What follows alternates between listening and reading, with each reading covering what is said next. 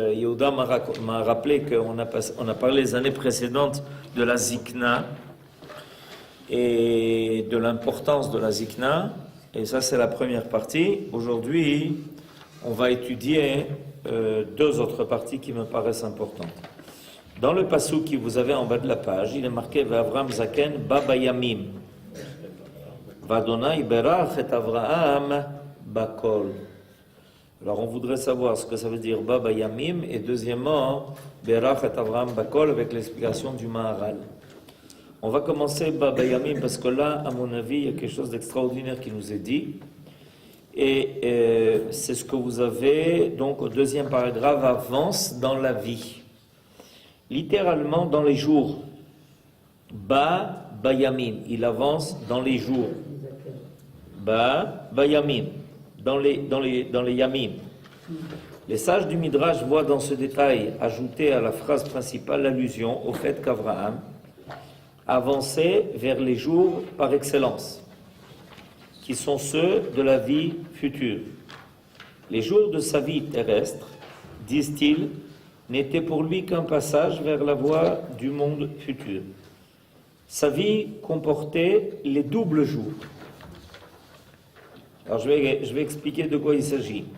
Ceux de l'existence d'ici-bas et virtuellement ceux du monde à venir. Alors, cette explication qui est donnée ici, elle vient en fait d'un diouk très important dans le Lachon. Le Lachon, c'est le mot Yamim. Yamim, c'est le mot jour au pluriel. Yom, Yamim. Ok? Maintenant, nos sages nous ont révélé quelque chose d'important au niveau du pluriel.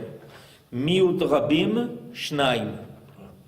Miut Rabim Shnaim, ça veut dire qu'à chaque fois que l'on a un pluriel dans la Torah et que la Torah n'a pas précisé le chiffre, le nombre, on a le droit de considérer qu'il est question de deux. Alors on reprend maintenant le texte. Ve'Avram Zaken, Ba Bayamim. Il avançait avec 2 jours. Ba, d'accord? Il venait. Bayamim. Yamim, c'est un pluriel, mais il n'est pas marqué combien. Alors, donc, on a le droit de penser qu'il s'agit de 2 jours. Maintenant, c'est quoi 2 jours? Alors, il y a une révélation extraordinaire qui nous est faite. C'est que chaque jour qui passe dans la vie d'un homme est double.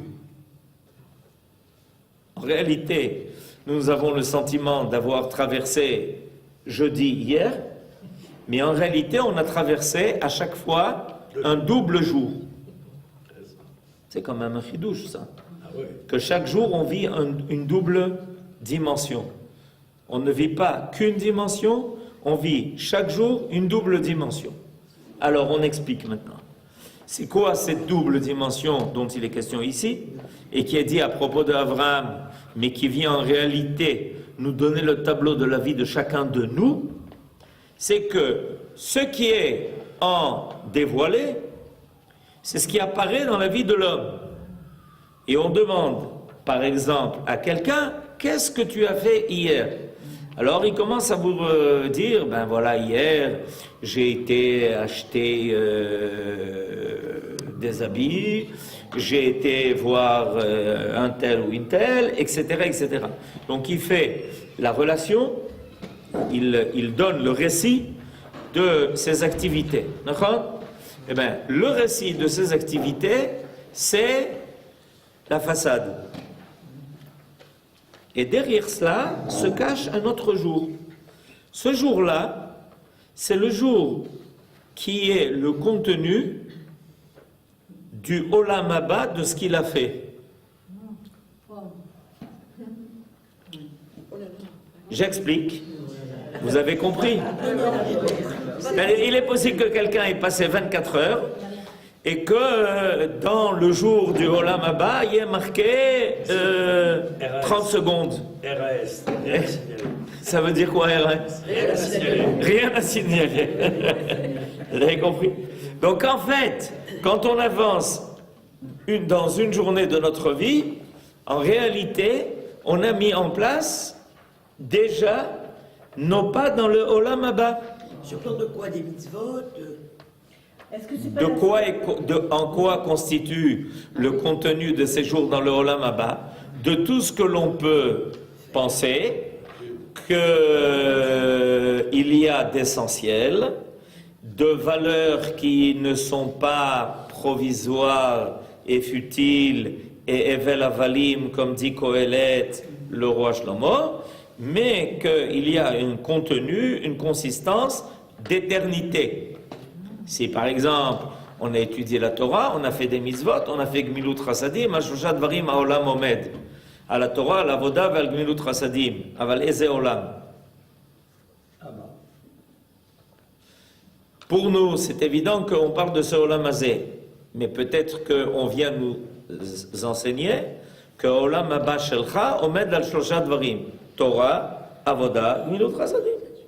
Donc, en fait, si on reprend le texte, Ve'Avram Zaken Baba Yamim, c'est-à-dire que Abraham, toute sa vie, il vivait en permanence les deux. Il était capable.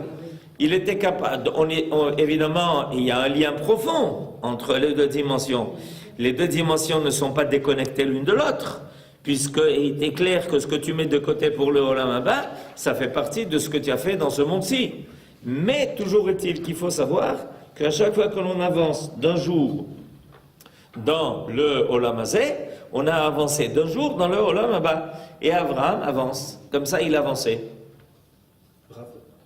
Dit de cette façon, d'accord. Mais en fait, le profond du profond, c'est pas un ridouche. Puisqu'on construit, on dit, dans ce monde, le Olam Haba. Donc, c'est pas un ridouche. Non. Je n'enlève rien au ridouche de la façon dont vous le dites, mais je veux dire que on a toujours compris qu'on construisait par nos bonnes actions, Ouais. par le Olam Haba. Oui, mais je vais vous dire, à mon avis, pourquoi ce que vous dites c'est vrai. On a cette notion confuse que on agit dans ce monde-ci et on prépare le Olam Haba. Mais là, ce qui est dit, c'est que le chidouche, à mon avis, il est à deux niveaux. D'abord, il faut savoir qu'on a tous une double vie. Mais pas dans le mauvais sens, mais dans le bon sens. Elle peut être spirituelle. On a une double vie, et justement, le pire, c'est qu'il y a des gens qui ont une double vie, mais pas dans le bon sens. C'est-à-dire que chaque jour qu'ils vivent, ils perdent une partie de ce jour-là dans le Olam Haba, parce qu'ils ont une double vie. Alors qu'ici, il nous indiquait qu'on a une double vie. C'est-à-dire que on vit, et c'est pour ça peut-être que le mot Chaim, d'ailleurs, il est au pluriel. Alors que dans les autres langues, c'est au singulier. Pas seulement pluriel, mais duel. Et même duel. Chaim, Yadaim, Raglaim, Oznaim, Enaim, Chaim. Donc une double vie. C'est-à-dire que, pourquoi c'est intéressant? La vie, live, etc., dans les autres langues, c'est au singulier. Je n'ai pas vérifié toutes les langues, mais enfin, si quelqu'un connaît une autre langue et peut nous dire est-ce que c'est au singulier ou au pluriel, c'est intéressant. Toujours est-il que dans les autres langues que moi je connais, et c'est au singulier. En hébreu, c'est au pluriel. Chaim. Chaim tovim. Pas chaim. Pas une bonne vie. Chaim tovim. Au pluriel. Pourquoi au pluriel? Alors, évidemment, au pluriel, parce qu'en réalité, à chaque fois que l'on vit quelque chose, on vit une double dimension. C'est sûr qu'il y a un ridouche, parce que sinon la Torah n'aurait pas rajouté Baba Yamim après Zaken, ça aurait suffi Zaken. Alors il est clair évidemment que Avraham Zaken, on a bien compris qu'il a avancé dans sa vie, s'il est Zaken comme dit Yehuda, et Baba Yamim, ça veut dire que il était capable de justifier sa zikna. Vous comprenez? Parce qu'on peut être zaken sans avoir justifié sa zikna. Parce qu'on est devenu vieux dans le temps de ce monde-ci, mais en réalité on est resté très jeune dans le temps du Olam Haba. Parce qu'on n'a rien accumulé. On n'a pas préparé sa retraite. On n'a pas accumulé des parts de retraite dans le Olam Haba. Alors on est peut-être zaken dans ce monde-ci, mais on n'est pas du tout zaken dans le Olam Haba. Et ce qui nous est dit à propos d'Avraham Avinu, c'est ça qui est extraordinaire. C'est qu'il était zaken, et qu'à chaque fois qu'il avançait dans sa vie, il avançait toujours avec cette double dimension, et du Olam Hazé et du Olam Haba. Il était capable donc de prouver que chacun de ces jours dans ce monde-ci a été en réalité le contenu de sa vie dans le Olam Haba. Et on peut comprendre à partir de cela, hein, c'est facile à comprendre, pourquoi on peut dire de nos ancêtres et des grands tzadikim, l'ometu, Yaakov Avinu l'omet. Voilà qu'il est pas, ou l'omet. Pourquoi? Parce que toute sa vie, elle est encore vivante.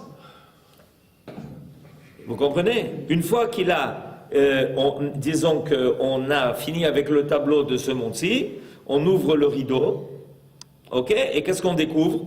Ben, qu'il y a une vie qui est déjà derrière en place et qui contient tous les jours de la vie que l'homme a vécu dans ce monde-ci. Il y a déjà derrière ce rideau tous les jours en place du Olam Haba, Olam Shekulotov. Et voilà ce qui est dit à propos de cet enseignement-là. Ça vient de ce diouk. Avraham Zaken Bayamim. Yamim, intéressant, Bayamim. On se sert jusqu'à aujourd'hui de cette expression. Mais si on le prend dans son sens littéral, il y a quelque chose d'extraordinaire qui est dit. C'est que Bayamim, c'est-à-dire il y a 2 jours. Chaque jour de ta vie est 2 jours, pas un jour et 2 jours. Celui qui va être écrit dans les livres de ta vie dans ce monde-ci, et celui qui est déjà écrit dans le livre du Olam Haba, où chacun aura sa place. Lorsqu'une personne se marie, en général à la synagogue, avant qu'il lise la Torah, etc., on lit Abraham, Bayamim. Est-ce que c'est pas parce qu'il y a 2, le couple, qu'on lit ça? Question.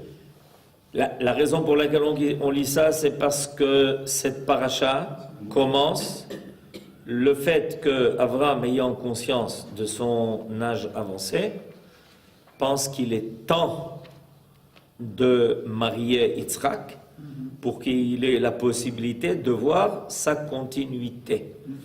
Alors c'est pour ça que l'on lit ce passage qui est Avraham Zaken Bayamim, où on va raconter ensuite que Avraham va envoyer Eliezer en shlichut pour ramener à Yitzhak une femme qui lui convient, qui est Rivka. C'est la raison. Ça commence par là. C'est le premier mariage de la Torah. C'est le premier mariage de la Torah, qui est raconté par la Torah. C'est le premier mariage qui est raconté par la Torah. Toujours est-il que... Alors maintenant, il est possible que... C'est-à-dire qu'on avertit le khatan qu'il commence à vivre à 2. C'est-à-dire à chaque fois 2 jours. Jusqu'à présent, tu faisais semblant de vivre. Tov, alors on continue. V, dans le même verset, il est marqué Va Hashem berach et Avraham bakol. C'est quoi? C'est que Dieu avait béni Avraham bakol. On connaît tous l'expression bakol mikol kol. Ça a commencé ici, avec Avraham. Chez Hashem berach et Avraham bakol. Ensuite, Yitzhak mikol. Et Yaakov Avinu, kol, bakol, mikol, kol, ce que l'on dit dans le Birkat Hamazon. Alors il y a une discussion intéressante entre nos sages, et qui est la question, se pose la question de savoir, qu'est-ce que ça veut dire recevoir la Birkat Kol, bakol, mikol, kol. En quoi Abraham a reçu une bracha qui s'appelle Kol. L'Éternel bénit Abraham. Il le bénit après la mort de Sarah pour que les hommes ne disent pas Abraham a seulement bénéficié du mérite de sa sainte épouse, imaginez-vous. C'est-à-dire qu'on aurait pu imaginer que tous les mérites d'Abraham, c'est pas lui, c'est sa femme. C'est intéressant comme façon de considérer les choses, d'accord? Qu'à chaque fois qu'on voit qu'un homme a des mérites, c'est pas toi, c'est ta femme. Il a fait meurtre. Alors il a fait Alvaï qu'on arrive à penser comme ça. Alors maintenant, on veut comprendre qu'est-ce que ça veut dire bakol. Rashi explique les lettres du mot bakol en tout totalisent le même chiffre que les lettres du mot ben. Bakol. c'est la même gematria que le mot ben. Et puisqu'il avait un fils, il fallait lui faire prendre femme. C'est-à-dire, on comprend maintenant pourquoi les choses sont liées l'une à l'autre. Puisque Akadosh Baruch Hu avait donné à Abraham Bakol, c'est-à-dire un fils, Bakol gematria ben, alors il envoie Eliezer lui prendre femme. Cette explication s'inspire de l'opinion de Rabbi Meir, pour qui la bénédiction réside dans le fait qu'Abraham avait seulement un fils, mais pas deux filles. Mais Rabbi Yehuda considère que la bénédiction en tout comprend également l'existence d'une fille. Tandis que d'autres, c'est-à-dire pourquoi ça s'appelle Bakol? Parce que la bénédiction n'est pas complète si elle ne comprend pas et un garçon et une fille. Donc on ne peut pas dire Bakol tant qu'il n'y a pas aussi un garçon et une fille. Donc Abraham aurait eu non seulement un garçon Ben, mais aussi une fille. Ça se comprend. Tandis que d'autres sont d'avis qu'Abraham avait une fille qui portait elle-même le nom de Bakol. C'est-à-dire ils ont pris les choses au sens littéral. Ve'Hashem berach et Abraham Bakol. Mais c'est Bakol, une fille qui s'appelait Bakol. C'est intéressant comme nom. Je n'ai pas entendu récemment de fille qu'on a appelée de ce nom Bakol, mais en tout cas, d'après les sages, il semblerait qu'il y ait une fille qui s'appelle Bakol. Alors il faut comprendre tout ça. Il y a ici trois opinions. La première opinion nous dit, selon Rabbi Meir, que Bakol c'est un garçon. Ça s'appelle Bracha. La deuxième opinion dit, non, ça ne veut pas une Bracha qui est complète. Si tu dis Bakol, ça veut dire total. Et pour que ça soit total, il faut qu'il y ait un garçon et une fille. Ensuite, la troisième opinion, c'est qu'il avait bien une fille, mais qu'en plus de ça, cette fille portait le nom de Bakol. C'est intéressant. Alors, pour comprendre tout ça, on va voir l'explication du Maharal sur Rashi. Alors, l'explication est la suivante. Le Maharal interprète la pensée des Tanaïm de la façon suivante. Selon Rabbi Meir, qui a dit que Bakol c'est un garçon, il estime que la bénédiction n'eût pas été complète si Abraham avait eu une fille. Pourquoi? Car elle eût été obligée, en l'absence de tout descendant juif d'Abraham, d'épouser un mari cananéen ou araméen, et elle aurait finalement été perdue pour l'esprit et la maison d'Abraham. C'est-à-dire que ça n'aurait pas été une bracha, parce que finalement, elle n'aurait pas trouvé avec qui se marier cette fille-là, et malheureusement, elle aurait quitté la famille, la descendance. Ça, c'est la première opinion. Rabbi Yehuda est d'avis qu'une bénédiction parfaite, c'est-à-dire totale, Bakol, comprend très certainement le don d'une fille, et que la valeur de cette bénédiction ne dépend pas de telles conséquences qu'elle pourrait subir à l'avenir. Elle représente un bien en elle-même. On ne peut pas imaginer la bracha de quelqu'un s'il n'a pas et ça. On ne peut pas parler d'une totalité de bracha, on peut parler d'une bracha. Mais quand Akadosh Baruch Hu dit qu'il a béni Avraham Bakol, ça doit comporter et cela, de la même façon que la mitzvah de Pro Urvu, elle comprend Eben et Bat.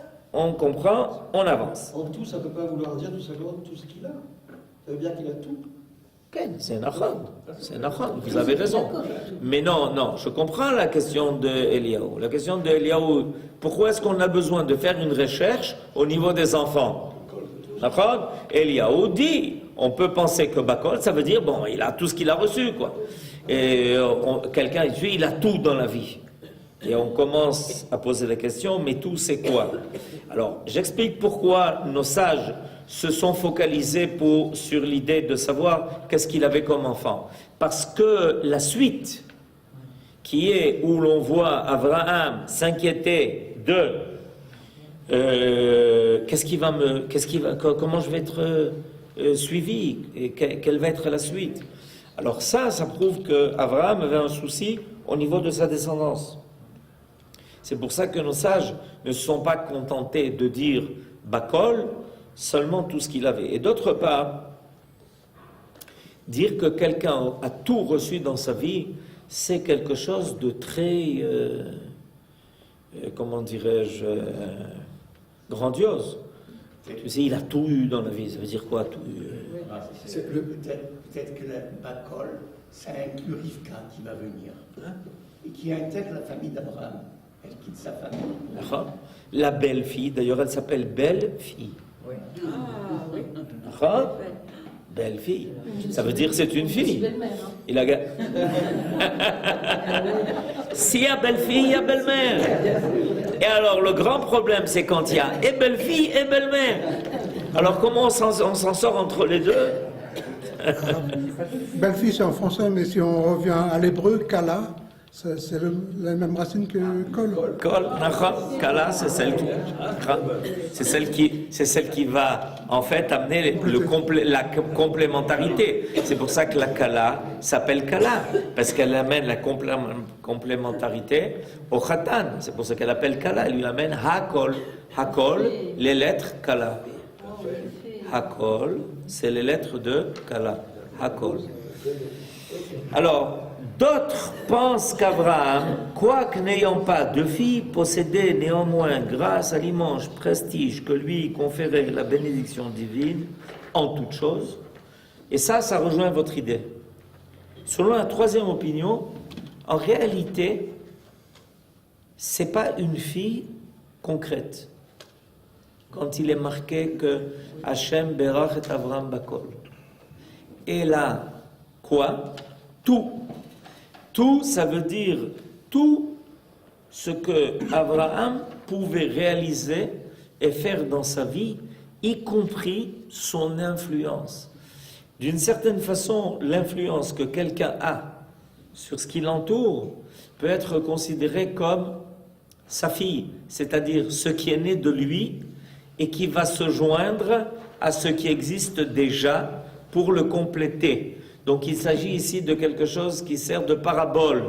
C'est pour ça que, selon la troisième opinion, il s'agirait d'une fille qui porte le nom de Bacol.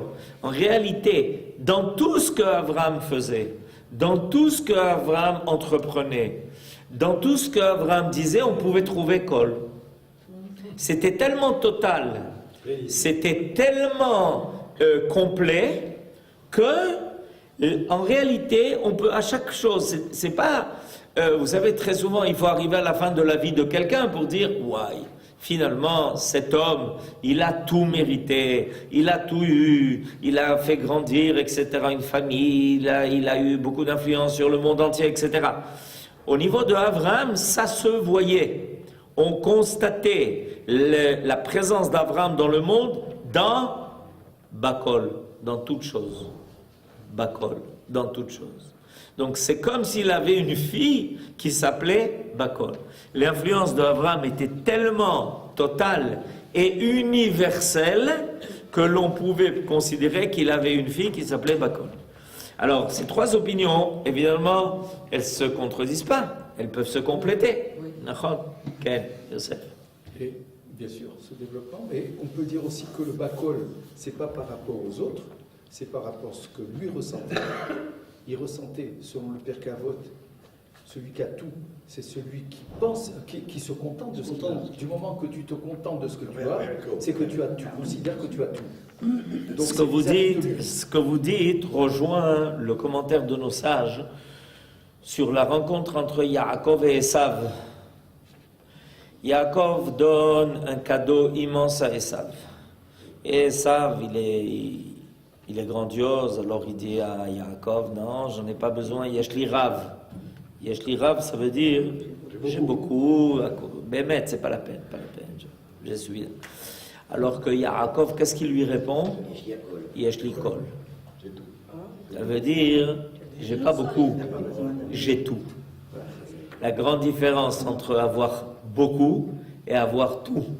On peut avoir moins que l'autre, mais tout avoir. L'autre peut avoir beaucoup sans tout avoir.